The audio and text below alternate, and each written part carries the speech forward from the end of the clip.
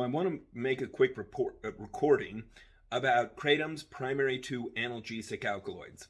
And this is not medical advice or anything like that people are getting attacked over. This is information directly from the United States National Institutes of Health and Journal of Medicine.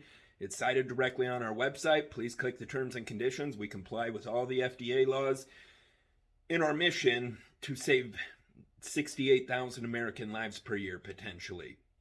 And on top of the 68,000 from the opioid overdose epidemic, there's also an ibuprofen virtual epidemic that's taking 15,600 American lives per year from over-the-counter non-steroidal anti-inflammatory drugs. Anyway, back to the alkaloids. So kratom has two primary analgesic alkaloids. They are mitragynine and much more importantly, 7hydroxymitragynine.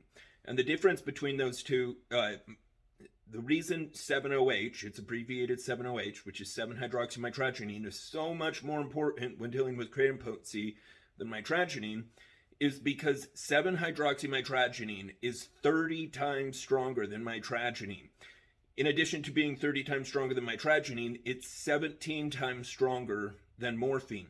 Using the PD2 hot plate tail flick test. And that's how scientists measure the potency of an analgesic substance. What they do is they put a nerve on a hot plate and they will turn the heat up and see how much heat it can withstand before it twitches. And the more heat it can withstand, the stronger the analgesic substance. And using that PD2 scale value, they have demonstrated that 7-OH is 17 times stronger than morphine, but there is a huge major difference.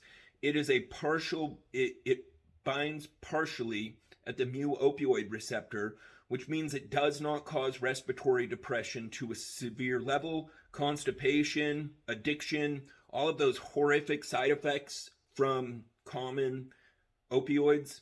Because kratom is like, it's not an opioid. It's called an atypical because it is a partial binder. And as a partial binder, it causes totally different effects. And again, this is not medical advice or anything like that. This is just me using my American right, freedom of speech, talking to another American with a religion.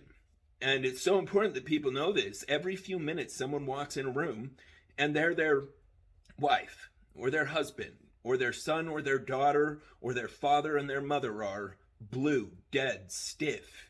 And it's increasing at the most terrifying rate. When I started in the kratom industry 5 years, opioid overdose was killing 47,000 Americans per year, one American roughly every 11 minutes. And now it has increased to 68,000 American lives per year, virtually murdered from the lack of this information. So please share this information. It is so important for people to know. And go click our terms and conditions. All of our kratom is distributed as religious memorabilia, which means that it's not distributed for consumption, so that we comply with the FDA kratom consumption ban. They've gone and banned kratom, while ibuprofen and over-the-counter non-steroidal anti-inflammatory drugs are painfully, brutally, virtually murdering 15,600 Americans per year. Anyway, so I make sure that we do everything perfectly to keep us Americans safe and that our rights to life, liberty, and the pursuit of happiness are protected, because kratom has literally saved my life. Literally. I have scoliosis and I almost died 2 different times from bad side effects. Anyway, and there's separate videos explaining all that. It's just really important that people understand the pharmacological properties of mitragynine and 7-hydroxymitragynine, and the major difference between mitragynine and 7-hydroxymitragynine in measuring kratom potency. Please let us know if you have any questions or need anything. We're always here to serve you the best and make your life the best with the world's best kratom. Thank you.